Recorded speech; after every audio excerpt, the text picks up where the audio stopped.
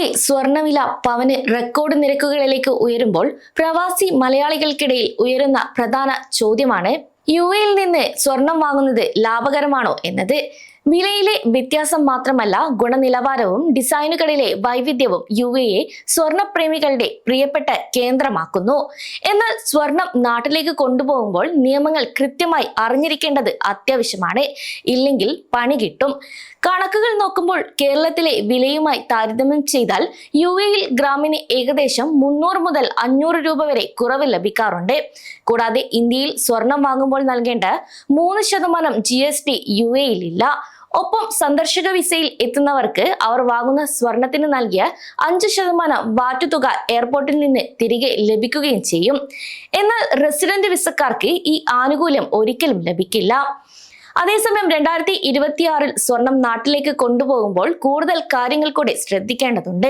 അതായത് Indian customs നിയമപ്രകാരം വിദേശത്ത് നിന്ന് സ്വർണം കൊണ്ടുപോകുന്നതിന് കൃത്യമായ പരിധികളുണ്ട്. അതിനാൽ ഇത് ലംഘിച്ചാൽ കനത്ത പിഴയോ ചിലപ്പോൾ നിയമ നടപടികളോ നേരിടേണ്ടി വരും. പുരുഷന്മാർക്ക് 20 ഗ്രാം വരെയും സ്ത്രീകൾക്ക് 40 ഗ്രാം വരെയും കൊണ്ടുപോകാം. അതേസമയം കുട്ടികളുടെ കാര്യത്തിലാണെങ്കിൽ 1 വർഷത്തിലധികം വിദേശത്ത് താമസിച്ച കുട്ടികൾക്കും ഈ ആനുകൂല്യം ലഭിക്കും. ശ്രദ്ധിക്കേണ്ട മറ്റൊരു കാര്യമുണ്ട്. അതായത് ആഭരണങ്ങളായി മാത്രമേ ഈ ആനുകൂല്യം ലഭിക്കുകയുള്ളൂ. ഇനി സ്വർണ്ണ നാണയങ്ങളോ ബിസ്ക്കറ്റോ ആയി കൊണ്ടുപോകണമെങ്കിൽ അതിന് നികുതി വില നൽകേണ്ടി വരും. അതേസമയം യുഎയിൽ 1 വർഷത്തിൽ കൂടുതൽ താമസിച്ച പ്രവാസികൾക്ക് ഡ്യൂട്ടി നൽകിക്കൊണ്ട് കൂടുതൽ സ്വർണം കൊണ്ടുപോകാനുള്ള അനുമതിയും നൽകുന്നു. ഈ രീതിയിൽ ഒരു വ്യക്തിക്ക് പരമാവധി 1 കിലോഗ്രാം സ്വർണം വരെ കൊണ്ടുപോകാം. എന്നാൽ ഇതിന് നിശ്ചിത ശതമാനം കസ്റ്റംസ് ഡ്യൂട്ടി വിദേശ നാണയത്തിൽ അടയ്ക്കേണ്ടി വരും. ഈ കാര്യം നിർബന്ധമാണ്.